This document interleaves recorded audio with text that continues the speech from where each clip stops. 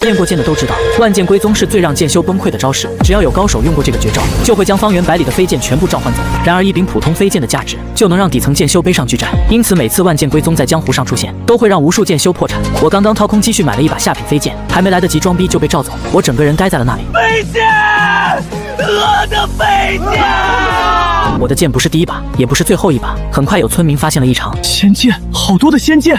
所有人都抬头看天上。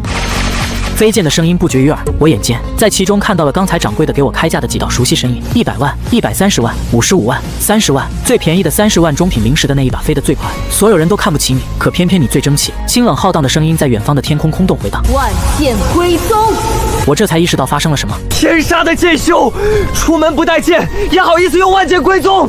你不带就不带，干嘛拐我家子涵啊？一想到这把飞剑背后的日日夜夜和3万灵石的黑心贷款，我眼睛都红了。满心悲愤之下，再顾不上维持风度，运起神行术就想去追。我发誓，自从修仙以来，还从没将神行术催动到这么快。真气疯狂燃烧，却全比不上失去飞剑的痛苦。破防了，我真的破防了。修仙，这修的是个锤子仙！为了赚钱身兼数职，攒了8年身家，一朝清零，还只够买一柄不入流的残次品。毁灭吧！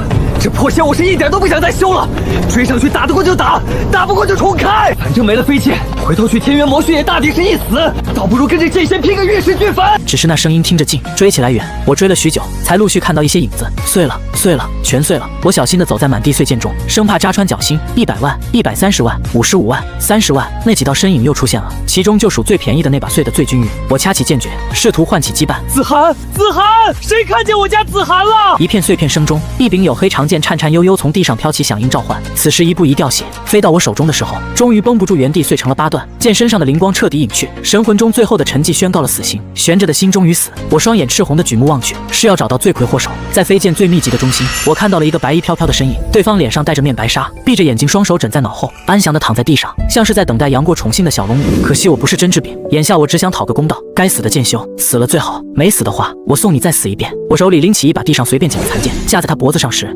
对方忽而睁开了眼，灵瞳似星，秋波流转。他瞥了眼脖子上的剑，你是拜魔宗弟子？我摇头。那就是妖门子女。我摇头。那我是这把剑的主人，你抢我剑了。剑修抿了抿唇，强调是剑。那你还我原来的剑。你剑死了。你才剑死了。我的剑确实第一时间就死了，要不我也不会动用万剑归宗。还我剑！已经还你手上了。你是不是觉得自己很幽默？感受到脖子上的冰冷压力，此时气息虚弱的女剑修理智认怂。我可以赔。赔？拿什么赔？你知不知道我为了这把剑努力了多少个日日夜夜？你知不知道我为了这把剑甚至一度走在下海的边缘？你知不知道？可以赔多点。我和他是有感情的。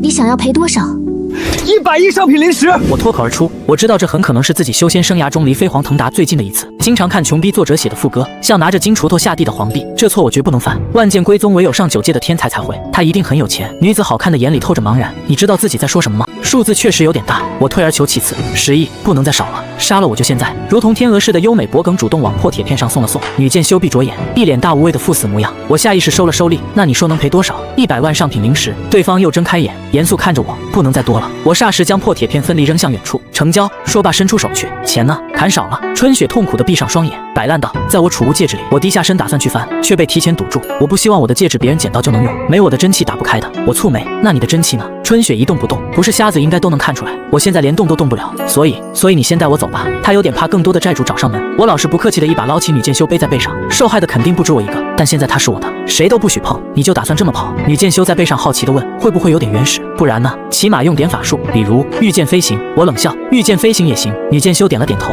我剑死了，你选的吗？偶像。女剑修撤回了一个话题，并且缩起了脑袋。你刚才在和谁打了？能够当万剑归宗的对手，想必也不一般。问及这个，背在身后的春雪顿时眉飞色舞。偶遇域外天魔，拼尽全力，侥幸胜之。我一愣，梗上心头，并非全力。春雪一惊，并非。我带回一个女人的消息，不一会就传遍了整个山门。相熟的师兄师姐们全都挤在小院门口，笑嘻嘻的看热闹。阿坚啊，什么时候喝你的喜酒啊？就是啊，你也老大不小了，修仙嘛也修不成，不如早点找个老婆，生几个大胖小子得了。可别等回头老来忘弹空流泪了，这世道也不安全。我黑着脸关上木门，一回头就看见他躺在摇椅上，弯着眼看我。看什么看？还钱了！我端着小凳子坐到他旁边，伸手就去扒拉他的手。戒指呢？我拿着，免得你跑了。他深以为然，点点头，眼神瞥向自己小腹。落那里。里呢？自己偷，顺带挠挠，合着挠痒才是主要目的是吧？我翻了个白眼，给他好一顿收拾。结果这货一脸惬意，跟被撸舒服了的猫似的。行，被他爽到了。戒指拿到手，我用灵气探了探，果然跟他说的一样，根本打不开。你什么时候能恢复灵气？我满脑子都是我的100万上品灵石，有了钱，我直接鸟枪换炮。他晃着摇椅，一脸无所谓，不知道啊，可能明天，可能几百年。我脸瞬间黑了。之前的场面你也看到了，对手很厉害，他丢了命，我丢了全部修为啊。他一脸无辜，你要是能帮我找来恢复伤势的东西，我说不定很快就能还你钱了。说说看，什么东西？凤血琼脂、天玄冰髓、灵元果、九转还魂草。先这些吧，我一个都没听过，又不能露怯，板着脸起身。突然想起来有点事，我先出去一趟。你干嘛？债主的事少打听。我转头就去找了管灵草原的麻师姐，整个宗门就她最懂这些天才地宝。找到师姐的时候，她正给灵草修叶子，我喊了一声麻师姐，跟你打听点事。师姐回头瞪我一眼，说师姐听过凤血琼脂、天玄冰髓、灵元果、九转还魂草吗？师姐念了一遍，猛地站起来，林师弟你忽悠谁呢？前面3个我听都没听过，就九转还魂草知道点。这玩意远在中天神州，100年只出1株，有人出价1亿上品灵石都难求1株，跟咱们有什么关系？1个亿，我脑子嗡嗡的，我想赚他100万，他先想坑我1个亿的天才地宝，脸呢？我怒气冲冲地冲回小院，居高临下瞪着他，骗子！他睁开眼，一脸茫然，什么骗子？我只要你还100万，你却想吃我1个亿？他也满脸震惊，什么1个亿吗？这可怎么办啊？这话该我问你，那我恢复不了修为了。他一脸黯淡，那你还是去死吧！我直接掏出了匕首，等。他瞬间坐起来，眼睛一转，我有个点子，我用别的方式还债好不好吗？我面无表情转着匕首，说我给你教更好的术法抵债，行不行？他眼睛亮晶晶的，跟星星似的。我心里一动，这种级别的剑仙教的术法绝对不一般，你先教教看。他暗地里咬了咬牙，板起脸，知道神行术的上位替代是什么吗？缩地成寸。我脱口而出，没错，我就教你这个。他先教我定心观想，锁定目标，我按着步骤来，轻轻松松就做到了。结果第2步让我感知空间节点，我直接懵了，什么是空间节点？他愣了半天，张嘴又闭嘴，最后痛苦地闭上眼。大意了，他根本没法给我解释，对他来说跟1+1等于2一样的常识，我完全没概念。那100万，我眼神不善地盯着他，他瞬间伸手扶我起来，我还能教。他换了思路，让我把神行术的秘籍拿给他看看。我转头就从房里抱出了1尺厚的秘籍，他看着那本比他脸还大的书，人都傻了。这是神行术的秘籍，这就是你家神行术这么厚？哎，今天你就见到了，这基础术法被无数前辈补全，不同体质、不同灵根的修炼方式、优化技巧、注意事项，全写得明明白白，厚得离谱。他抱着秘籍看了一下午，等我练完剑回来，他突然眼睛一亮，哎。我有个点子，等我练完1000次剑，吐纳完睡着，正睡得香，被人一把摇醒。睡什么睡？起来练功。我迷迷糊糊睁眼，就看见他兴奋到发亮的眼睛。姐，明天再练吧，好困。你这个年纪是怎么睡得着的？飞剑有钱买吗？术法练会了吗？钱赚够了吗？何时才能登仙？别念了，别念了，师傅。我捂着耳朵蹦起来，练，现在就练。练什么啊，师傅？战斗行军。他眼睛亮晶晶的，这个术法最适合你，你肯定学得会。什么是战斗行军？就是可以一边保持神行术状态，一边做其他动作，一边跑一边吃饭，一边跑一边喝水，甚至一边跑一边御剑。我一个机灵，瞬间清醒了。卧槽，神技啊！从持续施法变脱手施法，这是史诗级加强。进了天渊魔系，打不过我还能跑，只要比队友跑得快，我就能活，对吧？对吧？他得意的眉毛都飞起来了。我问你，神行术施法步骤有几步？4步。我倒背如流。首先凝神聚气，引导真气流转全身，内外合一，而后借势力导，将风向地势化作速度潜力，紧跟着勾勒符文，真气与天地灵气相融，身化微风，最后神隐无踪，足不沾尘。没错，我要教你的就是在第3步上加一点点细节。他让我拿玉石过来，要给我画符文。等我看清玉石里那团跟乱线团似的复杂符文，我两眼一黑。你管这叫一点点细节？这不简单，这也叫简单。我捏着玉石，手都在抖。我平时用的神行术符文是平面简笔画，这玩意直接是3维立体复合结构，难度翻了10几倍，但这可是能救命的神技。我咬咬牙，拿起玉石开始练。天边泛起晨光的时候，我已经练了一整夜。我洗漱完，看着床上刚醒的他，提了提裤子，你的表现还行，报酬放在桌上，我要去参加早课了，很快就回来，没事别出门哦。他猛猛地点了点头。我转身出了门，等他醒透了，走到圆桌前，拿起了桌上的字条。乙巳年7月念8日，我林间习得春雪剑仙一术法，战斗行军，以此抵扣欠债99万枚上品灵石，望春雪剑仙再接再厉，早日还清欠账，迎接自由人生。落款人林间。他先是一乐，念叨着还账了还账了，一个术法挣99万，剩下的1万还不简单。珍而重之地把字条折好塞进腰带，下一秒才反应过来，习得。他不信邪，拿起桌上的玉石，意念探了进去，一块接一块。他看着玉石里的符文，从最开始连一半都没完成，到后面进步神速，线性递增。等他拿起最后一块玉石，意念探进去的瞬间，阴唇微张，整个人正在原地。成了，玉石里的符文缓缓旋转，四面八方的细节和他示范的那枚丝毫不差，完美无瑕，竟然比我还快，只用了1夜的时间。他很快摇头，不是1夜。桌上的玉石全是次品中的次品，一块最多只能练3、5次就会裂开，而眼前的桌上1、2、3、4、5，一共12枚玉石，是不是也就意味着这小子一晚上最多不过练习了50、60余次？巨灵广场周遭是一片云起雾深的静止。我到的时候，宗门的师兄弟们早已分散落位，早课时间宝贵，180号人挤在巨灵广场上，没人出声喧哗，只专心运转功法吐纳。周遭同门有的握下品灵石，有的握中品，更有甚者直接攥着上品灵石辅助修炼。而我背上还压着3万的铸剑带，别说上品灵石，就连下品的，我也只在刚入门时尝鲜用过2次。我闭上眼，运转正阳宗心法，沉心修炼，直到感受到一丝灵气彻底化作自身真气，才稍稍抚平了昨天为买飞剑耽误修炼的负罪感。2个时辰转瞬即逝，周遭灵气骤降，早课结束。我刚睁开眼，3万贷款的压力和天渊魔系的阴影就扑面而来。好在还有那100万上品灵石的叛道撑着。我拍了拍衣服起身，正乐滋滋的打算回小院看剑仙，一抬眼就被人堵了个正着，是白师弟。娃娃脸上满是阴郁，直勾勾的盯着我。林师兄，既然你已决意回归凡尘，明日起，请您不要再来广场上修行了。广场灵气有限，2月后就是4宗大比，为了大家着想，还请林师兄让位，别再打扰师兄弟们修行。他话音刚落，远处就响起一片附和声，周遭所有目光都聚在我身上。我眼睑轻垂，只淡淡甩了句啊，对对对。说完，直接拨开面前的白师弟，头也不回的往外走，留下一群人在原地面面相觑。刚走出广场，一道声音叫住了我：“尖儿，是师傅。”他把我带到静室，落座后就笑着问：“尖儿，飞剑买好了吗？”我憋了半天，只能半真半假的回：“没。”好的飞剑太贵了，买不起。师傅愣了愣，又问：“你可曾还记得当初拜师时，为何选择了剑修这条路？”记得，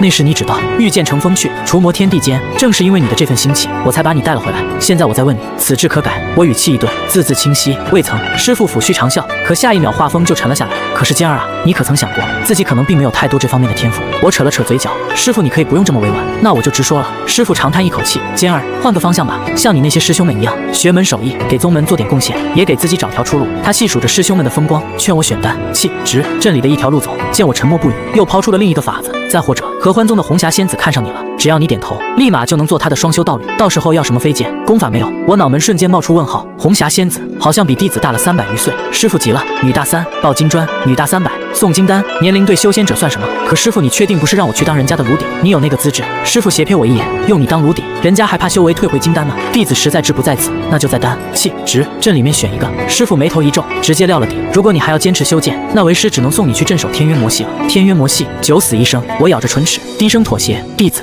会去试试。师傅这才松了神色，又变回了那副慈眉善目的模样。我离开后，静室里又现身一人，嗤笑着问师傅，为何不把长老们要逐我出师门的打算告诉我？师傅面无表情，再不成器也是我的弟子。他不是不知道我这些年的努力，只是修仙界从来只看结果，没天赋，没资源，光靠努力根本走不通剑修这条路。宗门不是慈善堂，不能给宗门带来收益，就只能被放弃，赶走来人。师傅独坐静室，眼神黯淡。大事如此，他一介金丹修士也无力改变。而离开静室的我，压根没把这点风霜放在心上。8年修仙，我早就学会了能苟一天是一天。本来还以为下一秒就要被扔去天渊魔系，现在好歹还有的选。我满心都是回小院看我的100万。刚进院门，就看到春雪杵在院子里看天发呆，一身白裙衬得她仙气飘飘。我实在搞不懂宗门的人怎么会把她当成凡人。看什么呢？我笑着问。她猛地回头，眼睛弯弯的。你回来了。我想了个计划，我随手甩给她50枚下品灵石，命你50。说吧。她看着手里的灵石，肉眼可见的开心起来，一拍手道：从现在开始，我要一步步将你培养成世界上第2伟大的剑仙。我瞬间来了精神，来了，属于我的外挂终于来了。你现在是炼气期，境界才是王道。第一要务是完成筑基，对，但你靠自己吸灵气的速度太慢，所以我们首先要改变你的灵根。我脸上的笑瞬间僵住。灵根造化丹，听过没？听过，就是这个。我抱着最后一丝希望问：你有？他摇摇头，没有。你有原材料？他又摇头，没有。那你有钱买原材料？他茫然又迟疑的摇了头，没有。我一拍掌，巧了吗？不是，我也没有。有钱我早让大师兄帮我练了。咱们现在的关键问题就是没钱。我把灵石又塞回兜里，拍了拍他的肩膀，很有积极性。你又还了50枚下品灵石了，加油！说完转身就走。他急忙问：你要去哪？债主的事少打听，我要去修我的飞剑。找到3师兄的时候，他正抱着枚6人头雕刻。我也不废话，直接把包裹一抖，紫函的碎片撒了满桌。修好它多少钱？3师兄看着碎成渣的飞剑，先是一愣，随即拿起法宝仔细看了半天，猛地放下东西，一脸严肃地看着我：你上哪捡的垃圾？这是飞剑。我咬着牙反驳：曾经是垃圾飞剑的垃圾，扔了吧。这垃圾不太好分类。我耐着性子问：万一，我是说万一，想把这堆垃圾还原成飞剑，有没有可能？50万。3师兄头都不抬，碎片里有魔性，根除就要大功夫，剑身和法阵全碎了，要重新刻印断打，扔了吧。新买一把都比他强。我面无表情地收拾好碎片，转身就走。修不起，那就只能先挣钱。我转头就扎进了大师兄的炼丹房，当了一天捣药童子，最后拿到了300下品灵石的报酬。日落时分，我拖着一身疲惫回到小院，一直在院子里逗蚂蚁的春雪瞬间眼睛一亮，迎了上来：你终于回来了，忙了一天辛苦了吧？今天挣了多少？我莫名有种下班回家被妻子迎接的错觉，叹了口气：300下品灵石，这么少啊？他一脸震惊。我低着头，语气里满是无力。没办法，我也只能挣这么点钱，这么少就不做了呗。不做怎么行？下个月的剑带还没着落呢，咱还有贷款，难道我没和你说吗？为了买那把飞剑，我借了3万9出13龟的贷款，3个月就要还完，压力很大的。看他一脸茫然，我又解释，9出就是名义借3万，实际只给2万7，13龟就是3个月要还3万9，光利息就1万2。春雪瞬间瞪大了眼，这不是抢钱吗？咱不还了，不还就上黑名单，禁止交易，查封财产，宗门会把我逐出师门，还要赔养费，最后赔不起就会被抓去天渊魔系用命还债。我一个练气期去了就是死。我垂头丧气的叹了口气，当时不买那把飞剑就好了。半夜从床上惊醒的春雪狠狠扇了自己一巴掌，我 TM 真该死啊！春雪不需要睡觉，但可以享受睡觉。她醒了没再睡，贴着木窗戳了个小洞，偷摸看我在院里练术法。我在摆满水桶桌椅的小院里辗转腾挪，一遍遍打磨符文施法的连贯度。毕竟只有把施法速度压到1息之内，才有实战价值。这术法我昨天才刚学会，不熬通宵死练，根本追不上那些天赋碾压我的同门。他在屋里看傻了，在他眼里，我本就是个普通修士，可我只用1天就把这术法练到了10息内能出手的地步，速度还在不断压缩。他都睡了一整觉醒过来，我还在连轴练，估摸着都在琢磨我是不是不会累。我收工推门进屋，正撞见他扒在窗边，保持着偷窥的姿势，没回过神。吵醒春雪大人了吗？他立马挺直腰板，双手掐腰。你不是说这术法很难吗？嘴上喊难，背地里练这么快，消遣本大人是吧？其心可诛，这还难？我打了个哈欠，伸着懒腰往床榻走。之前的术法最多练1晚，这个都练2天了，还没法顺发，后面还得熬几晚，都耽误我睡觉了。我先休息了。春雪大人自便。说完我就上榻打坐。刚才练术法耗干了真气，必须趁亏空时补满，不然真气上限会掉，还耽误第2天聚灵阵的修炼时间。我早就练会了半梦半醒间吐纳的本事，没一会儿就沉沉睡了过去。第2天一早，我用冷水拍了把脸，迎着山风往聚灵广场走。路上的同门见了我，全在窃窃私语，骂我入门8年还卡在练气期，占着资源拖累同门。还有人放话要全宗门孤立我。一个身形壮硕的体修师弟故意横着挡在我面前，摆明了要给我个教训。我背在身后的手默默掐起术法指诀，心里翻了个白眼。他刚开口喊了半句林师兄，我抬手就是一巴掌，清脆的响声直接给他干懵了。他反应过来，涨红着脸伸手就要抓我，可他那点速度，在我刚练熟的神行术面前，连我的衣角都碰不到。我身形一晃，反手又是一巴掌，左右给他凑了个对称。体修脸皮就是厚，手都给我打疼了。我甩了甩手，脚下一点，直接飘飞出去，直奔聚灵广场。心里暗爽，打完就跑真刺激。身后的同门全看傻了，谁都没反应过来，这个练了8年练气的废柴大师兄，怎么突然有了这身手？被扇了2巴掌的朱旭泰捂着脸在原地跳脚，喊着要孤立我。拐角处的白敬轩一脸错愕的吐出3个字：神行术。一整个早课，没人敢再来找我麻烦。早课结束，憋了一早上疑问的白敬轩恭恭敬敬去问他师傅天岩真人：师傅，弟子想问，有没有练气期修士也能在战斗中使用的快速移动术法？天岩真人直接摇头：轩儿，你怎么越练越回去了？练气期从来和战斗无关，这个境界能学的术法，全和战斗没有半点关系。白敬轩不敢再问，低头告退。可他脑子里全是今早我那套操作，他从小被灌输的修仙界铁律，在这一刻彻底裂开了。我分明在实战里把神行术用得炉火纯青。我回了小院，下午还要去帮大师兄捣药炼丹，正准备吃饱了就走，春雪一把拉住了我的衣角：你又要去哪？他眨巴着水灵灵的大眼睛，一脸委屈。我一个人在家很无聊。我本来不想带他，可架不住他软磨硬泡说要帮我打工还债，再加上大师兄最近接了大单，我一个人捣药确实忙不过来，最终还是松了口。去了别乱说话哦，包在我身上。他立马笑开了花。炼丹知识我也略懂1、2大，捣个药要什么炼丹知识？我翻了个白眼，带着他出了门。路上经过主殿广场，同门又开始嚼舌根，骂我占着茅坑不拉屎，8年练气还抢聚灵阵资源，连带着春雪也被他们嘲讽土气。春雪当场就炸了，捏着拳头就冲他们对了回去，话里话外全是护着我的意思，连4宗大笔都搬了出来。我满脑门子汗，拽着他就跑，到了没人的地方才松开他，说得很好，下次别说了。他还不服气，攥着拳头跟我说，就算全宗门都不看好你，我也信你，你肯定能成为比他们所有人都厉害的修行者。我看着他眼里满是认真的信任，心里暖了一下，嘴上却不忘对他：那我可谢谢你哦，但欠我的100万灵石1分都不能少。他神色一僵，立马岔开话题催我快走。我也没拆穿他，心里门清，他连4宗大笔都门儿清，根本不是什么普通凡人。走过虹桥，我们到了千机峰的丹房，刚推开门，春雪就皱着眉爆出了屋里的药材名，连青玉叶年份不对都闻了出来，直接给大师兄整愣了。我赶紧把他拉到身后，编了个他家以前开药材铺的瞎话，才把憨厚的大师兄糊弄过去。大师兄忙得满头大汗，见我来了，直接把控火的位置让给了我，说师傅都跟他交代过，让他教我炼丹。我硬着头皮把手贴在丹炉的控温金壁上，试着用真气控温，可我一个金灵根对火的敏感度差到离谱，不是温度高了就是低了。一顿操作下来，如温跟坐过山车一样起起落落。温度高了重来，温度低了重来，你这是地火3旋变啊！重来。大师兄的脸越来越红，最后直接红温了，猛地切断地火，冲我灵魂拷问：谁派你来的？你有什么目的？你来这里是想干什么？我一脸无辜：炼丹啊！他咬着牙又开了闸门，让我继续练，自己则解了道袍出门冷静。临走前还撂下狠话：你就在这给我练，哪都不许跑。回来我要是没看到炉子炸，我先炸一个给你看看。门砰的一声关上了，春雪立马抱着药杵凑了过来，眉飞色舞地问我：兄弟，信不信我？信。我现在一无所有，除了信他没别的办法。信我，咱们直接开练。我人都傻了，我连温都控不明白，你让我直接开练，你个金属性的玩不明白火不是很正常？听我的，我怎么说你怎么做。我一咬牙，干了。捣药1天才300灵石，真练出1炉丹不得拿3000。春雪风风火火的往炉里下料，我看着他大把大把撒晶晶湿粉，人都懵了，这分明是直接改了单方，你们这单方本来就有问题。他振振有词，一边下料一边给我喊指令，什么时候升温，什么时候降温，什么时候下料，什么时候结单，语速快得像打机关枪。我手忙脚乱的跟着他的指令操作，脑子都快转不过来了。上一秒还在为控温头疼，下一秒已经走完了一整炉丹的炼制流程。就在他喊着稳住，别让他跳出来了的时候，我突然感觉到炉子里有东西在疯狂跳动，像是有了生命一般。下一秒，丹炉砰的一声炸了，炉盖像炮弹一样冲破屋顶，直冲天际，横梁瓦片稀里哗啦往下掉，我整个人被震得倒飞出去，撞在墙上，头晕眼花。刚推门进来的大师兄直接被一根木头砸中脑袋，愣在当场，看着一片狼藉的单房，人都麻了。我赶紧从墙角爬起来，想跟他解释，师兄你听我解释。我不想听你的解释。我立马乖巧闭嘴。他太阳穴的青筋突突直跳，你还真不解释啊？我想帮师兄忙，你想炸炉子，我怕单材太多师兄忙不过来，你怕炉子炸不了，所以我想帮师兄先炼一炉丹，所以炸了个大的。我俩沉默相对，空气都快凝固了。我趁他不注意，手快的从成丹室里抓了2把东西，拽着春雪蹑手蹑脚就往外溜。刚出门，身后就传来轰的一声关门声，力度大到震得地面都颤。大师兄黑着脸走到屋顶破洞底下，抬头看了半天，连丹炉盖子的影子都没见着，心里还在吐槽，他还在飞。他咬着牙，伸手去清理炸得一片狼藉的丹炉，手指探入成丹室的瞬间，整个人猛地一怔。他掏出手来，掌心躺着一枚金色的丹药，正淡淡飘着药香，还真炼出来了。师傅，我也不知道师弟到底有没有天赋。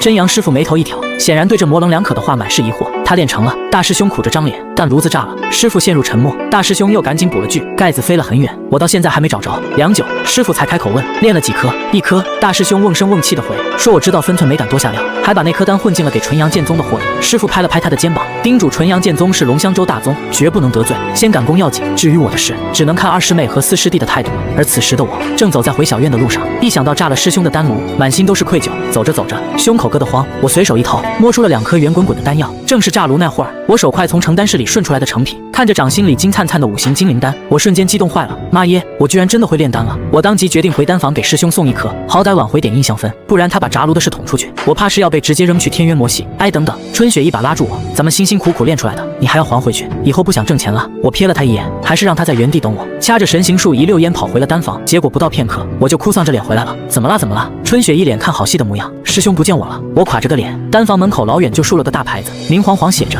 林间鱼狗不得入内。我的财神没了，不哭不哭。春雪拍着我的后背顺气，咱先嗑药试试呢。对，药。我瞬间回神，掏出那2枚灵品金灵丹，都是为了你们，老子吃。要怎么吃？找个没人的地方。春雪勾着唇，笑得一脸憋坏。我立马在山间找了个无人的安全角落，一脸严肃地把灵丹吞了下去。丹药刚入口，就化作一股浩荡纯粹的精气，像无数柄小剑组成的洪流，在我体内野蛮乱窜，疯了似的改造我的身体。锋锐的精液几乎要把我整个人撕裂，肉体和灵魂都像是被硬生生揉碎了重塑，疼得我只能蜷缩在石头上丝丝抽凉气。但这剧痛过后，是天翻地覆的变化。我对空气中的金属性灵气，体内的真气，从未有过这样清晰的认知，像是隔了半辈子的雾终于散了。我下意识手掐剑指，体内真气瞬间凝聚于指尖，一道剑气咻地激射而出，面前的巨石直接被劈出一道深不见底的裂口，裂纹顺着石头蜿蜒出去老远。我看着自己的手指，人都傻了，这就是天才眼中的世界吗？胆小鬼，我就敢想。春雪在一旁淡淡泼冷水，我猜你第2天就会被打死。我人懵了，只有1天哦。春雪摊了摊手，我就改了下单方配比和手法，你不会觉得这点丹材就能彻底改变你的灵根吧？而且变回去的时候，你还要再疼1次，和刚才一样。我瞬间寒心了，1天的天才要挨2次疼，我扣着喉咙就想把药吐出来，吐不出来喽。春雪笑眯眯的弯腰蛊惑我，吃都吃了，不体验一下天才的生活吗？体验。我猛地直起身子，眼神坚定，苦都吃了，不能白吃。春雪又问，你在宗门受尽屈辱，今日突然潜龙升天，你打算去挨打？呜呼一声，身形轻快的顺着山间小道就冲了出去。大师兄是出手阔绰，但体修的师兄们给钱更爽快，他们却会动会反抗的陪练沙包，而我为了钱什么都肯干。以前我抗不住揍，赚1笔要躺半个月，现在不一样了，嗑了药的我肉身强度直接拉满，抗揍能力翻倍，只要赚了钱就能买丹材，让春雪帮我炼丹维持天才状态，永动机这不就成了？下一秒，我已经站在了地火洞窟里，这里是宗门体修的修炼宝地。看着围过来的肌肉大汉们，我昂首挺胸，直接放话，不要因为我是教花而联系我，你们一起上吧。监师弟这时又缺钱了。俊朗雄壮的李师兄捏着拳头走过来，笑得一脸兴奋。放心吧，监师弟，我们会好好疼你的。最近刚研究了分金断灵手，你可千万要撑住啊！放心，我们会加钱。听到最后3个字，我心彻底定了，一把扯开道袍，冲他们勾了勾手指，你们过来呀！第一个上场的是跟我同是炼气期的宋师弟。以往的对练里，同境界的体修向来碾压剑修，我撑不了几个回合就得被制服。可今天不一样了，我像条滑溜溜的泥鳅，在他手里钻来钻去，他拼尽全力抓了无数次，连我的衣角都碰不到。最后他体力耗尽，直接摆烂，喘着粗气喊：不打了，不打了，累死我了！他一脸自我怀疑，觉得自己是怠于训练，喊着要去加练，转身就从洞口的平台跳了下去，裹着山石一路滚下山。这是体修们朴实无华的炼体方式。没等我回过神，排在后面的筑基期李师兄沙包大的拳头已经迎面砸了过来，我身体猛地一个后折翻身，单手手撑地打了个旋就稳稳起身，动作流畅的连我自己都不敢信。哪怕是筑基期的体修，拳头砸在我身上，靠着强悍的肉身和之前体修师兄教我的土灵身咒术，也造不成致命伤害。我硬生生扛到他体力耗尽，脸上青了一块，依旧竖起一根食指。下一个，李师兄看着我，一脸怀疑人生，抓着头发痛苦嘶吼：“我连间师弟都打不过了，这我还活个屁啊！”跳了，咻的一声，又一位师兄奔赴山下炼体道场。今天的我一改往日被抬着走的惨状，接连送走了10几个体修师兄，哪怕浑身是伤，依旧倔强的喊着下一个，直到长阿诺出手，我才终于被捶翻在地。他拎着一只沉甸甸的储物袋，随手扔在我面前，居高临下的说：“今天你表现不错，让我很满意。”说完就让人把我送回去。我模糊的双眼看着储物袋，满脸欣慰的笑了，拼尽最后一丝力气开口：“那我问你。”长阿诺耳朵一动，猛地趴到我耳边急吼：“你说什么？你说什么？”可我已经眼前一黑，晕了过去，梦里全是零食的香气。他急得抓心挠肝，在我耳边疯狂喊：“那我问你，你倒是说话啊！你问啊，你问我啊！”而这一幕刚好被来洞窟的朱旭太撞见，他看着被抬走的我，拉着师兄一问，才知道我是来当陪练的，眼睛瞬间亮了。等我再次有知觉，已经被扔回了自家小院。春雪看着被扔进来的浑身是伤的我，瞬间反应过来，我所谓的挣钱，就是去给人当沙包挨揍。我迷迷糊糊睁开眼，看着他扑上的大眼睛，笑着说：“挣钱啊，以前抗不住，这次多抗了10多个，嘿嘿，赚翻了。就为了6000下品灵石，你把自己搞成全身上下没一块好皮。”春雪又气又无语，躺了没一会儿，他就戳了戳我：“还不起来修炼？丹田真气匮乏，再不修炼你要掉修为了。”修！我咬着牙就爬了起来。练气8年，我最舍不得的就是自己这点修为，绝不能眼睁睁看着它掉了。我艰难的盘膝坐好，开始周天吐纳。可一轮吐纳结束，我猛地睁开眼睛，人都傻了。我的修炼速度居然比之前慢了足足3成。本来我就练气8年没筑基，这下更是雪上加霜。咋了？春雪凑过来问。我的修炼速度变慢了。我语气里满是不敢置信。春雪却眼睛一亮，一脸欣喜。猜对了。我瞬间反应过来，因为灵根。对了，春雪笑着跟我说，不是灵根越纯粹，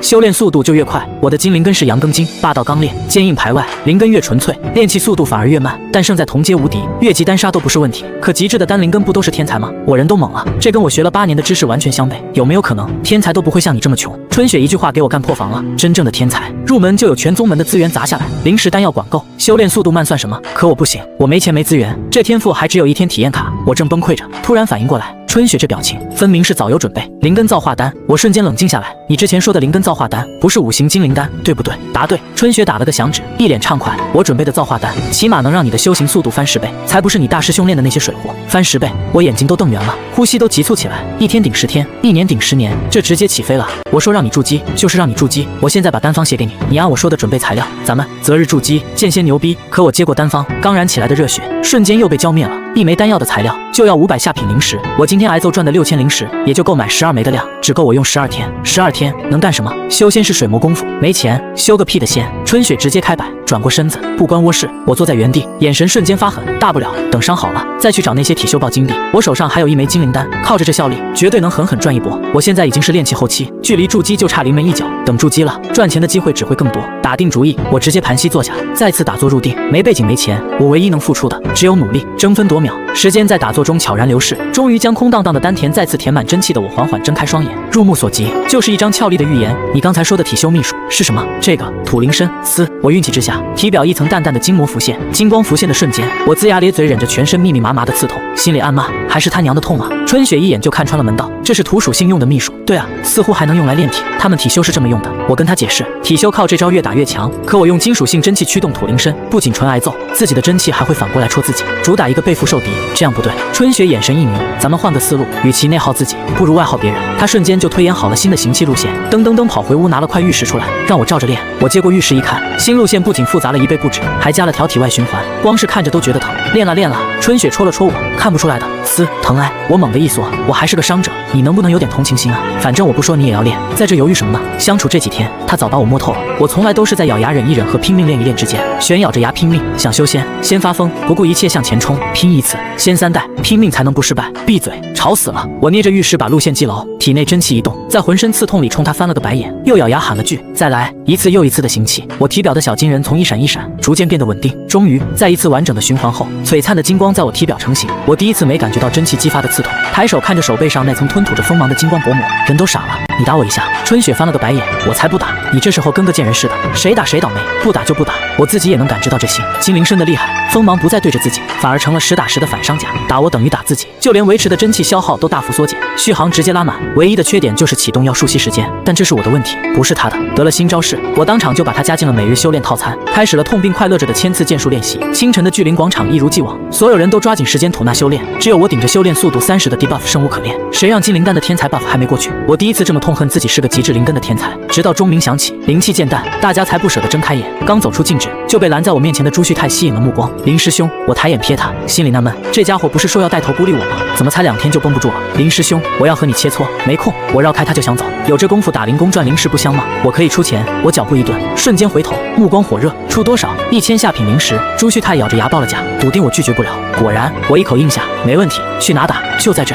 在诸位同门面前，朱旭泰板着脸，关于这场切磋，我有一个要求。您说？对金主爸爸，我的服务态度一向拉满，切磋中不许到处跑。上次他拦我，就是被我靠身法溜了。这次他笃定正面硬刚，我这个练气期剑修绝不是他体修的对手，这是自然。我一口答应。另外，如果你输了，得答应我一个要求。我挑眉，这是另外的价钱。你输了也得答应我一个要求。没问题。朱旭泰答应的比我还快。既然约定达成，那就在同门见证下切磋。如果你输了，林师兄，这巨灵广场您就别再来了。朱旭泰说这话时，只觉得自己是为民除害的英雄，浑身都在发光。行，我点点头。那如果你输了，我的要求是，请朱师弟以后在山门中活动时，都要一边蛙跳一边喊林间师兄真威武，小丑竟是我自己。朱旭泰瞬间眼神冒火，这主意也太损了。可装逼的欲望终究压过了谨慎，他咬牙断喝，别走，我答应你就是了。我笑嘻嘻地走到场中，随意站定，甚至还打了个哈欠。来吧，正好昨晚刚练成的金灵身，愁没地方施效果呢。朱旭泰见我不跑，差点笑出声，脚下猛地一蹬，裹挟着爆裂真气的拳头当胸就砸了过来。拳风灵身的瞬间，我心念一动，金色剑气顷刻汇聚，同时点出一指。在外人看来，我是用胸膛硬接了他一拳，又反手一指戳了出去。可只有朱旭泰知道发生了什么，他的拳头像是砸在了布满尖刺的钢板上，反震的力道瞬间席卷全身，紧接着极品仙灵根凝聚的剑气直接把他掀飞出去，像个破布袋似的狠狠砸在地上，一口鲜血当场喷了出来，全场死寂，所有人都看傻了。没人想到这场切磋居然是一招结束，还是朱旭泰被秒了。朱旭泰躺在地上，满眼都是恐惧，他终于反应过来，我之前的废柴模样全是装的。我提着装有1000下品灵石的储物袋，走到他面前笑了笑，谢谢惠顾，别忘了我们的约定哦。从此以后，正阳宗的山门里多了一只一边蛙跳一边喊着羞耻口号的青蛙。拿了钱，我转头就跑去找二师姐麻衣红，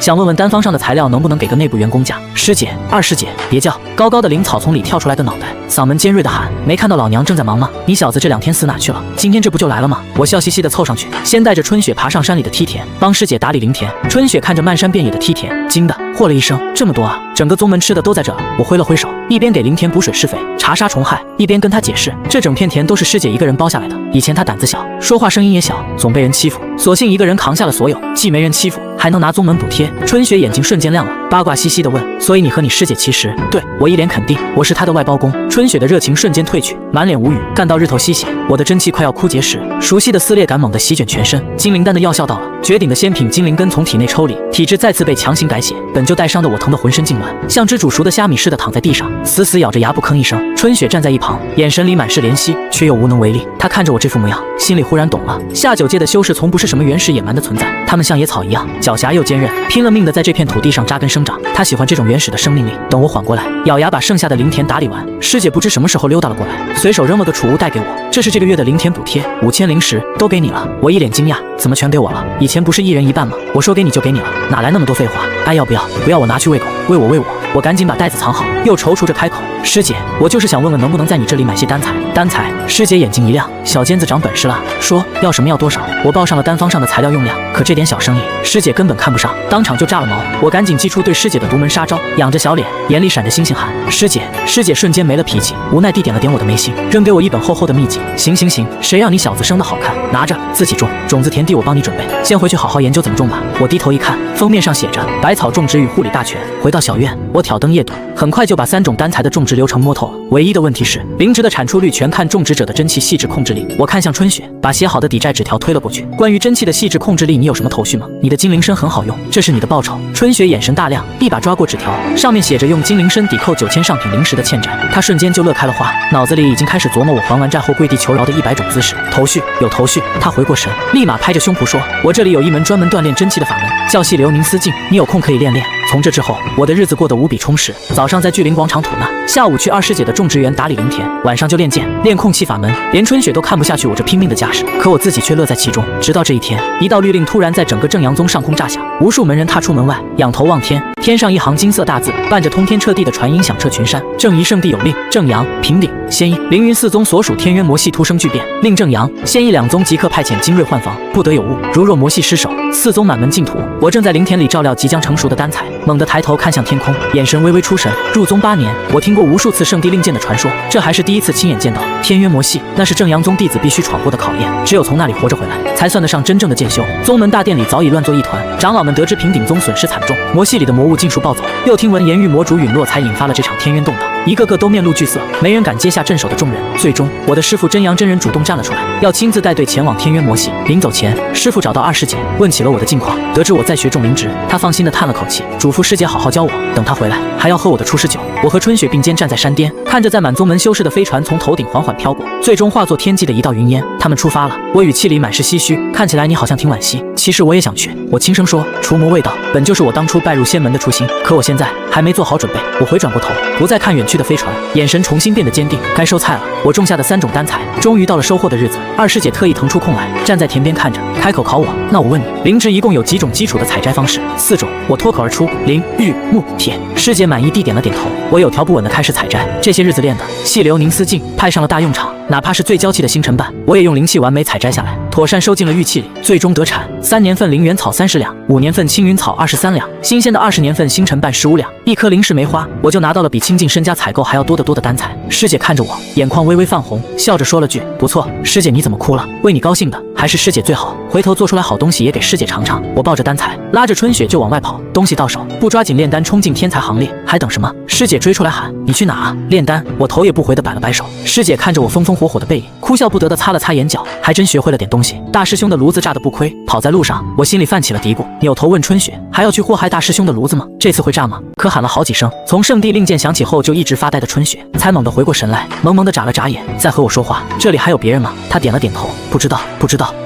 我叹了口气，上次炸了炉子，我到现在都没见过大师兄一面，这要再炸一次，他怕是要和我绝交。思来想去，我终于下定了决心，去外面租一个吧。宗门里面当然也有的租，甚至价格比外面还便宜一些，但宗门里租丹炉事事都要登记，毫无隐私可言。我心里门清，春雪给的丹方和炼制手法都是宗门里压根没有的珍品，一旦暴露，指不定要惹来多少麻烦。更何况我连炼丹师品级都没有，根本没资格租宗门的丹炉，反倒是外面的公共炼丹室，只认钱，从不窥探客人的隐秘，正合我意。我领着春雪直奔当初买飞剑的修士市集，这里规模大的堪比凡人城镇，街上人来人往，叫卖声此起彼伏，遇见而来的修士都得在市集外落地不行，是整个修仙界默认的规矩。春雪像个没见过世面的小姑娘，左顾右盼，眼睛都快不够用了。我特意放慢脚步，让她帮着看看有没有能捡漏的宝贝。结果她猛地拽住我的袖子，指着不远处手杖上的长蛇，眼睛发亮，买那个买那个。我瞬间脑补出杀人越货的戏码，压低声音问，是什么极品灵兽吗？她流着口水，一脸真诚，那个好吃。我人都傻了，不是平时看你也不贪嘴啊。她歪了歪头，可能是你做的那些确实不好吃。我咬着牙骂了句赔钱货，气冲冲地拉着她直奔丹炉租赁处。什么捡漏，全是吃货的执念。刚踏入租赁地界，一股热浪就扑面而来。这里的丹炉分人火、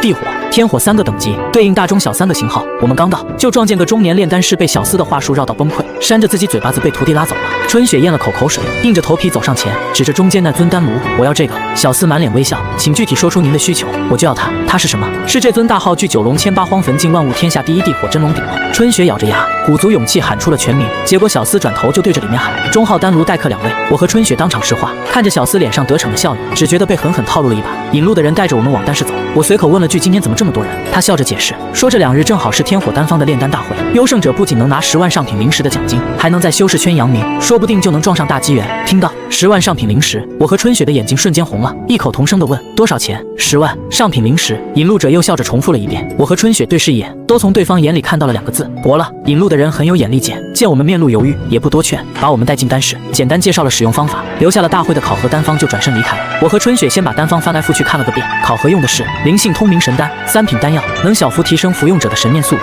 说有用也有用，说鸡肋也鸡肋，偏偏丹材罕见，炼丹难度不小，正好用来做大会考核。我看完丹方，转头问春雪有信心吗？春雪扫了眼丹方最后标的丹材成本，小心翼翼地提议，反正就600下品灵石，要不就试试。我瞬间挠了头，灵性通明神丹是3品丹药，我连1品炼丹师都算不上，唯一的炼丹经历就是之前在他指点下手忙脚乱练出的那几枚1品5行精灵丹。就连我那忙得脚不沾地的大师兄，练了7年丹，也才只是个2品炼丹师，3品对我来说简直是天方夜谭。可春雪却一脸认真，如果只是练我们需要的灵根造化丹，你听我指挥就行。但3品丹药不一样，需要炼丹师对丹材有真正敏锐的细微掌控力。这段时间你练的细流凝思境没白费，我们有搏一搏这10万灵石的机会。他顿了顿，又补充道，代价是尝试过程中我们自己的灵根造化丹产量可能会有损失。我想都没想，直接坚定开口，我学，哪怕没有这次大会奖励，我也总要学的。春雪笑了起来，眼里满是赞许，很好，那就开始吧，让我看看这段时间以来你对于细流凝思境的领悟究竟如何。正式炼制前，春雪的表情罕见的严肃起来，一字一句给我讲清了丹药品级的核心区别。1品丹药只看火候把控，2品丹药的核心是精准配比，必须用真气在炉内临场把控丹材精华的分量，分毫不能差。我只替你把握炉温，剩下的全靠你自己。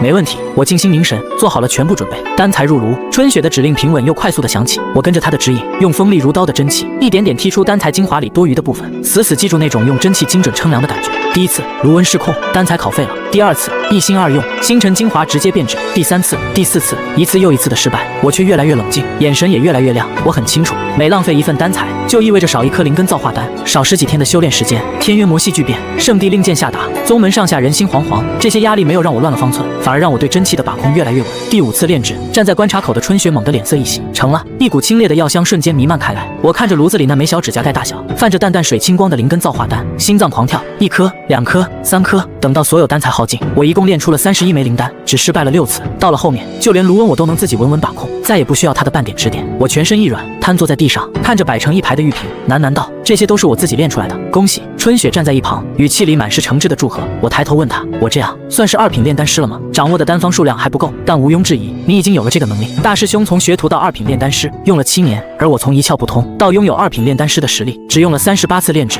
春雪看着我，一字一句道：“灵根从来都不是衡量一个炼丹师能力的根本。林坚，你是一个天生的炼丹天才。”我哈哈一笑，搓了搓手，双眼发亮。可是我更喜欢剑。现在我们有可能炼出3品的灵性通明神丹了吗？春雪挑眉一笑，不妨一试。我们离开炼丹室的时候，外面天已经全黑了。一大早从宗门出来，没想到炼完丹，时间已经过去了这么久，再不回去，不仅赶不上明早的早课，连今日的剑术修行都要耽误了。我急着赶回去，先去登记处买了一份灵性通明神丹的丹材，对着需要登记的资料犯了难，留真实信息，我怕被人开盒，不留，万一真中了奖，10万上品灵石可就飞了。想了半天，我瞥了眼身边乐呵呵的春雪，在登记册上写下了一个假名：正阳宗18岁恶毒后妈。真中奖了，就让剑仙大人去领，我只当个人畜无害、一无所知的普通弟子。交了成单，从登记处出来，春雪突然眼神一凛，拉着我的手就钻进了集市的人群里。等我们甩掉身后的人，我才回头看到一个金丹期的老者带着徒弟，正因为跟丢了我们，气得脸色铁青。后来我才知道，这老者是来寻能为自家公主炼丹的人，专盯那些只买1份丹材就能炼出成丹的炼丹师。我刚好入了他的眼，却被春雪一眼识破，直接甩得没影了。被春雪拉着一路跑出集市，我喘着粗气吐槽：女人果然都是爱逛街的。这一路，她胡七胡八买的东西塞满了一整个储物袋，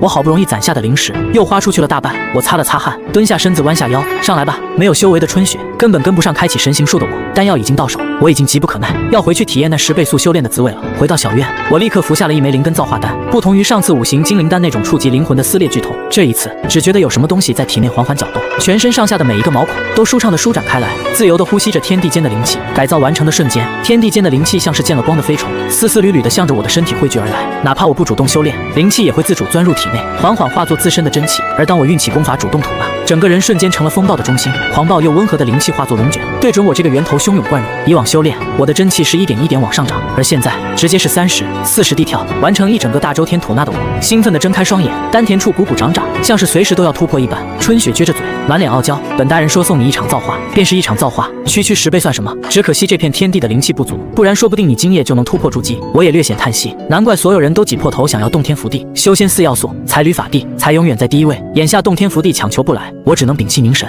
再次沉入吐纳修炼之中。睡觉？睡个屁！修为突飞猛进的快感，一旦沾上就根本停不下来。不趁着造化丹生效的时间猛猛修炼，难道要等药效过了再追悔莫及？直到天快亮，我才停下修炼，拿起长剑，开始了今日的1000次剑术练习。可随着一道金光剑出手，我直接愣在了原地，剑气的威力竟然小了这么多。别说比不上服下5行精灵丹的时候，就连和我正常状态相比，都差了不止1星半点。寸许的金芒在指尖吞吐，厚重却不锋锐，别说伤人，能射出体外1尺都费劲。春雪无辜地摊了摊手，世界上哪有那么多两全其美的好事？我瞬间就想通了其中的关键：极致的精灵根，杀伤天下第一，吸收灵气的效率却低得可怜。先天西灵圣体海纳百川，可没了五行天象，自然也就没了那份无坚不摧的锋芒。想通了，我也就不纠结了，大不了在服用灵根造化丹的期间，避免战斗就是。反正我缩在宗门里，也没人能强行逼着我出手。接下来的日子过得安逸又令人疯狂。我每天除了闭关修炼，就是去帮麻师姐打理灵田，在种植自己所需丹材的同时，也帮着她打理大规模的种植订单。丹田内的真气一天比一天充盈，我向着筑基之境步步靠近。只有每日去聚灵广场上早课的同门，渐渐觉得不对劲了。怎么感觉最近聚灵广场上的灵气浓度变低了？你也这么觉得？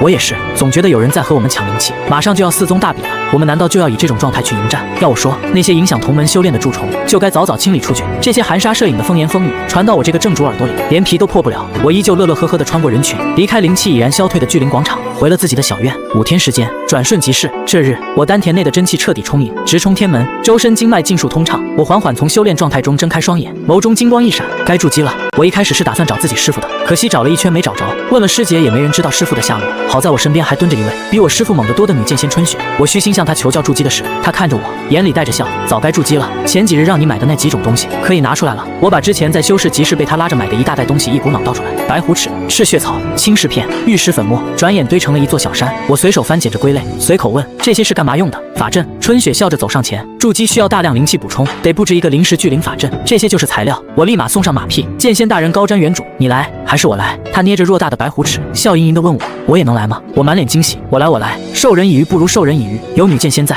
我不得多薅点真本事出来。春雪闻言甩了块玉石过来，里面是完整的法阵图谱，又细细给我拆解每一种材料的效用。赤血草为墨，白虎齿为笔，刻出的线条才能沟通天地。青石片做节点基石引导灵气，玉石粉末稳阵，香灰进灵房走火入魔。我凝神记牢，手里的动作没停，一点点开始刻画法阵。画面一转，正阳宗主殿内，气氛正僵持，宗主正和一众长老商议4宗大比的参赛名单。传功长老踏出一步，展开锦帛，名单瞬间化作金色幕布浮在半空。长老们看着名单上的李清玉、白敬轩等名字纷纷点头，直到有人扫到林间2字，当场爆了粗口。卧槽，林间是谁？传功长老嘴角抽了抽，硬着头皮解释，就是位出师弟子里资历最老的那个，按惯例总得考虑进去。立马有长老皱起眉，这人没听过啊，有那个实力吗？资历最老，我怎么不知道咱们正阳宗有这号人？传功长老咬着牙，越发觉得当初要把这弟子逐出去的决定是对的。正僵持着，大殿外的广场突然传来震天的喧闹声，喊着白敬轩要为民除害了，打倒大师兄霸权。宗主轻笑一声，第一个抬步走向大殿门口，刚好也看看这份名单上的弟子实力究竟如何。聚灵广场正中，剑影凌乱，我手里的铁剑挥舞，无数道凌厉剑光四散飞展，向着白敬轩席卷而去。高台上的长老们看着这手纯熟的灵影分光剑，纷纷点头称赞，这弟子是用了功的，剑术竟如此高明。只有传功长老咬着一口老牙，那又怎样？入门8年，连筑基都无法完成，实在是我正阳宗之耻。宗主眯着眼睛看了片刻，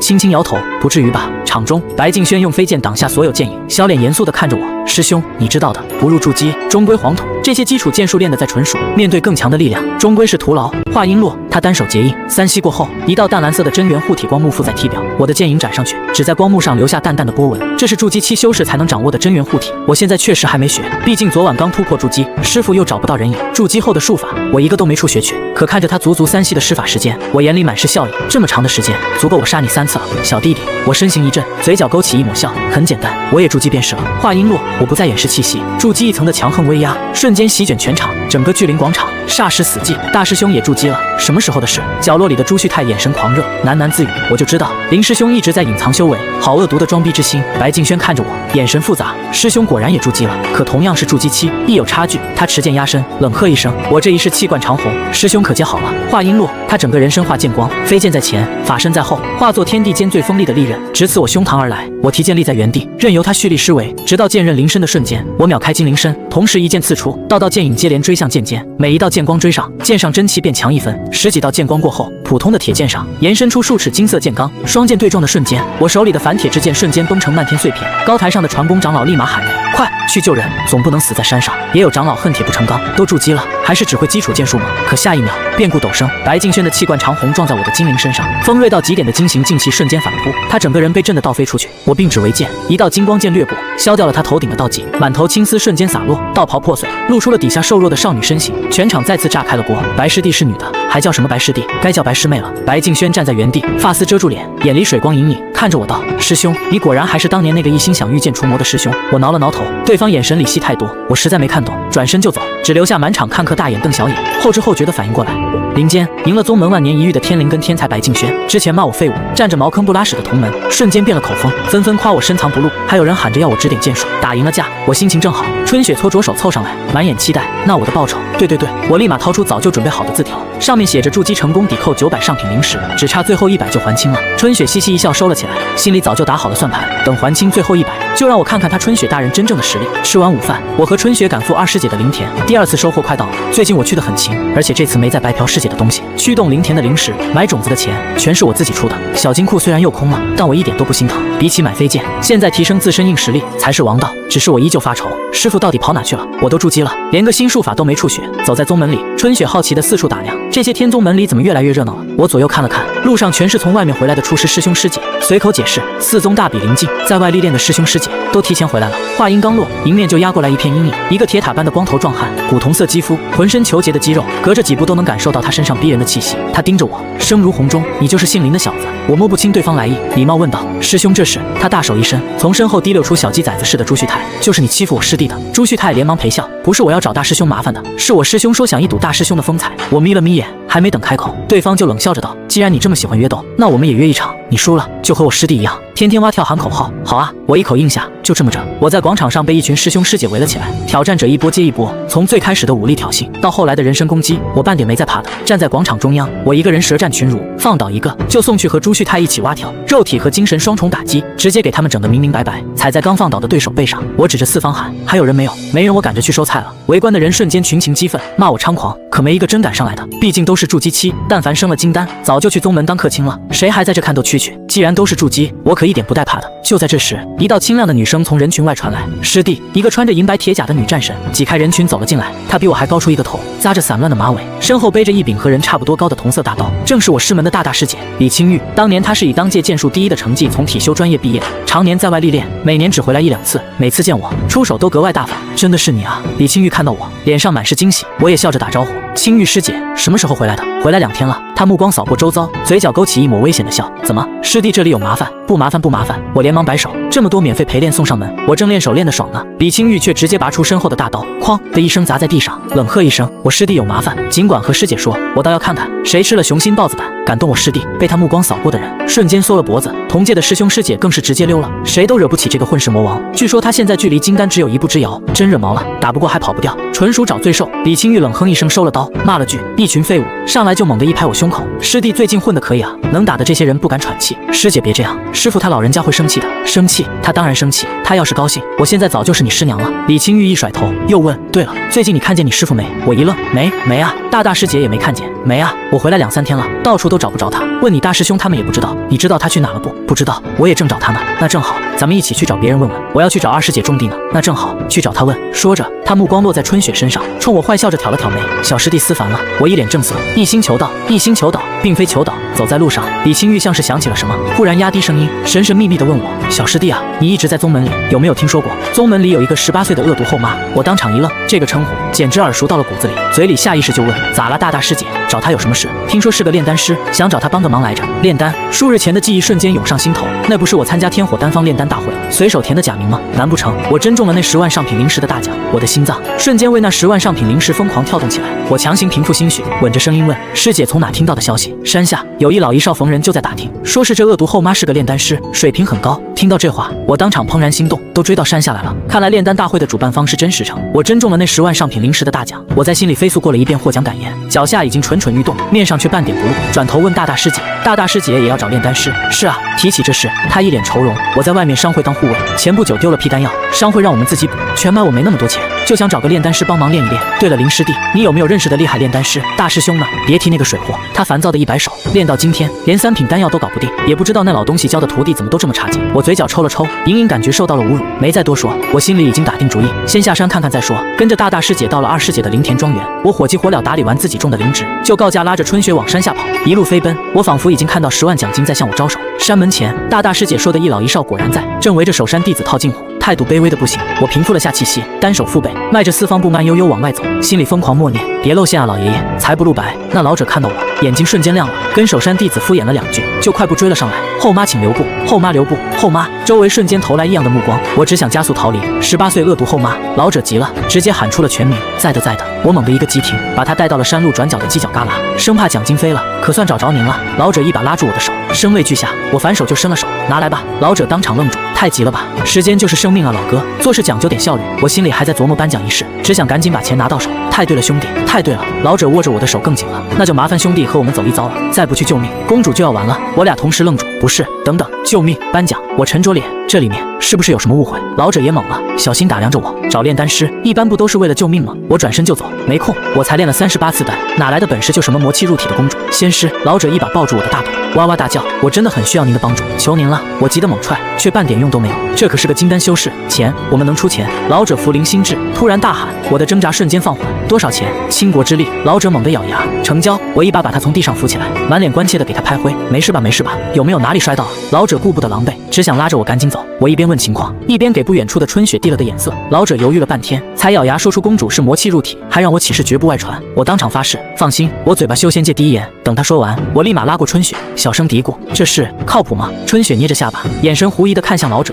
看情况，侵扰不太深的话，确实就得回来，就是不知道你们这的丹方会不会和你大师兄一样都是水货。我心里瞬间有底了，大步走回老者面前，没问题，但我只按你们的丹方照练，如果是丹方本身不行，到时候可不能怪我。老者当场就快哭了，连连点头，说就算没成，也照样付半数报酬，绝无半句怨言。我当即决定先回宗门一趟，跟二师姐说一声，最重要的是收菜，我种的丹材马上要收获了，这一走不知道多久，可不能让菜烂在地里，而且去炼丹，对方肯定提供设备，我正好能偷摸练点自己的丹药。血赚。回到灵田庄园，我冲着二师姐大喊，快快快，师姐帮我加速一下。麻师姐猛地从田里跳起来，发生什么了这么急？下山除魔，懂不懂？倾国之力的含金量啊！师姐帮我加速收采，回来以后我养你。师姐一听这话，瞬间激动了，立马抛下手里的活过来帮忙加速收割，一直忙到天黑，我才把所有丹材收完，产量比上次翻了1倍还多，根本吃不完。我走了，我风风火火的往外跑，去的是凡人王国保留里。如果我半个月还没回来，师姐记得捞我们吗？坐上对方准备好的非洲，我才终于有空细问情况。我问他要丹方，提前研究提高成功率，结果老者一脸讨好又尴尬的笑了。炼丹师大人，实在不是我不想给您看，只是这丹方他也不在我手里啊。我当场愣住，他这才说丹方在王都附近的明光寺手里，寺里没有能炼丹的人，又怕丹方被心术不正的人抢了，必须见到炼丹师本人才肯给丹方。他还说丹方的原材料极其罕见，我顶多只有1-2次练手机会，这也是他看到我只买1份丹材就炼出3品丹，才死缠烂打找我的原因。我了然地点点头，倒也说得过去，没再多想。我回了自己的私密舱室，磕下灵根造化丹，开始打坐修炼。出门在外，修为可不能落下。春雪则趴在窗边，兴致勃勃地看着外面的风景，满眼好奇。非洲飞了整整1天，晨曦中，我们终于到了保留离国的王都。老者本想直接带我去明光寺，我却拦住了他。你们出门这么久，不需要先回去看看你们公主情况吗？万一已经嘎了呢？我初来乍到，肯定要先看正主情况。与其信什么野鸡宗门的丹方，不如信我身边这位女剑仙的眼力。跟在老者身后的小厮瞬间来劲了，一拍手，师傅大人说的有道理啊，万一公主已经死了，那我们不是白去找那群秃驴了吗？老者一巴掌扇在他头上，骂了句唯恐天下不乱，转头又满脸讨好的冲我笑，带我进了王宫。王宫内院，国王和王后早就等得团团转，一看到我，立马大步迎了上来。我还没看清他们的脸，就听到国王带着哭腔的声音：炼丹师大人，请您一定要救救我的女儿啊！我们就她这么一个女儿，她要是死了，她娘肯定要哭死，她娘哭死我也活不成了，我活不成国家就乱了，到时候百万子民家破人亡，我人都傻了。这还没开始呢，先给我把道德绑架拉满了。好在王后把情绪激动的国王拉到了一边，我才终于得以走到床边查看公主的情况。白玉床上躺着个28年华的少女，气息恬静，面门上贴着张画满符印的符箓，魔气就藏在她的识海里。以我筑基1层的眼力，半点异常都看不出来，也不敢贸然用灵石探查，免得被魔气侵染。我当即树阴呈现，问身边的春雪怎么样。春雪轻轻摇头，不算严重，应该就得回来。听到这话，我豁然起身，转头看向国师，走吧，去求丹方。国师眼睛瞬间亮了，就在等我这句话，我们策马赶往城东的明光寺。寺外红枫漫天，门口的小沙弥连忙迎了上来，拦住了我们的马。寺院清修之地，还请各位施主莫要策马疾行。小和尚声音温和，眼神却无比坚定，单薄的身躯拦在高头大马前，半点不退缩，身上只有炼气期的修为。我越过他，看到了身后慈眉善目的普善大师。国师连忙翻身下马，说明来意。普善大师笑着引我们入寺，目光在我和春雪身上稍稍停留了片刻，一路往里走。寺里的僧人不多，修为大多都在炼气期，只有一个筑基期的武僧，看着稍有煞气。很快就到了大殿，普善大师笑着说，方丈就在里面，只让我和春雪进去，国师和他徒弟在外面等。我冲国师安抚地笑了笑，抬脚踏入了大殿。大殿里光线昏暗，一位身穿金红袈裟的老和尚背对我们，端坐在蒲团上。方丈大师，我主动双手合十，打了个招呼，坐。老和尚转过身来，清癯的脸庞，长眉挂耳，看着慈眉善目，可一看到我，表情当场就绷不住了。筑基，他可是元婴期的高手，一眼就看穿了我的修为。筑基一层，练3品丹，显然超出了他的认知。春雪站在我身边，巍然不动，心里已经兴奋坏了，就等着老和尚出言侮辱，然后上演莫欺少年穷的打脸名场面。结果老和尚一声长叹：“英雄出少年啊！”听到与魔有关，还愿意仗义出手，实在让人佩服。春雪，老和尚接着说：“丹方可以给我们，但有一味要义，必须得见到炼丹师才能取，那就是诱公主入魔的魔物身上的一缕本源魔气。”我当场愣住，可是致使公主入魔的魔物，至今没人知晓，他本人知晓。老和尚看着我，脸上依旧是温和的笑。老衲愿望，我和春雪守在公主闺房外，等着老和尚进去探查公主的记忆，找魔物的下落。我俩终于有了独处的机会。我小声问他：“你们那救人也是这么救的？”春雪眼神复杂的摇了摇头：“自然不是。”他跟我说，正常驱魔有专门的5品化魔3神丹，根本不需要用魔物本源魔气当药引。老和尚这么做，等于是深入魔气核心，自己必然会被侵染。我人都麻了，这老和尚也太相信我了吧？我才筑基1层啊！就在我胡思乱想之际，深红色的大门猛地被推开，老和尚身形枯瘦的站在门口，面色已经微微泛黑。临天大街113号，贾府，走！我带头转身就走，想拉上国师和寺里的武僧一起，结果一拉之下，纹丝不动。普善大师一脸尴尬的笑：“贫僧不善争斗。”我人傻了，不善炼丹，也不善争斗，你们明光寺到底是靠什么活到现在的？门内，老和尚强压着魔气的声音传了出来：“施主，非是我等不愿尽力，只是实在力有不逮。速去！魔气在我身上效力更甚，你们只有6个时辰时间。”说完，大门猛地合上，只留下最后一句叮嘱。我深吸一口气，目光扫向一旁的国师，语气危险：“你也不善争斗。”国师当场就怂了，可一想到公主要是死了，自己的国师饭碗也保不住，只能咬牙骂了句脏话。我和你一起赶往贾府的路上，我飞速回忆着关于魔物的知识。魔物大多起于天渊，真身根本不可能偷渡过来，顶多是靠附体，要么是趁虚而入占了意念薄弱的人，要么是被人的强烈欲念引来，慢慢腐化附体。不管是哪种，没有真身的魔物，实力都不会强到哪去。更何况我身边还有个金丹期的国师。我转头问国师：“国师，你都会些什么？”掌心雷。国师答得飞快。我点点头。还有呢，左手掌心雷，我可以2道掌心雷一起发。我人直接疯了，这修仙界到底能不能有个好人啊？小妖不言，只是一味用沉默代表反抗。我叹了口气，问出最后一个问题：“杀过人没？”小妖眼瞳一动，咧嘴冲我露出癫狂嗜血的笑，扯着破锣嗓子嘶吼着要我们全都死。邪异的笑声在小院里荡开，国师和他徒弟当场起了一身鸡皮疙瘩。我可不惯着他，抬手一巴掌直接给他扇闭了嘴。他还不服，梗着脖子小声放狠话。我反手又是一巴掌，直接给他扇得脑瓜子嗡嗡的，眼眶通红，挂着泪，看我的眼神又怨毒又可怜。我没管他，起身看向国师，让他带人在这看着小妖。我要去一趟贾府，这小妖绝不是幕后主使。国师正纠结着要不要表忠心，又怕跟着去冒险。一阵阴恻恻的怪笑突然打破了僵局。结，无知修士竟敢对我等圣灵大王出手，真是不知死活。风来，小院里瞬间狂风大作，这风直钻灵石，像是要把人的魂都扯出来。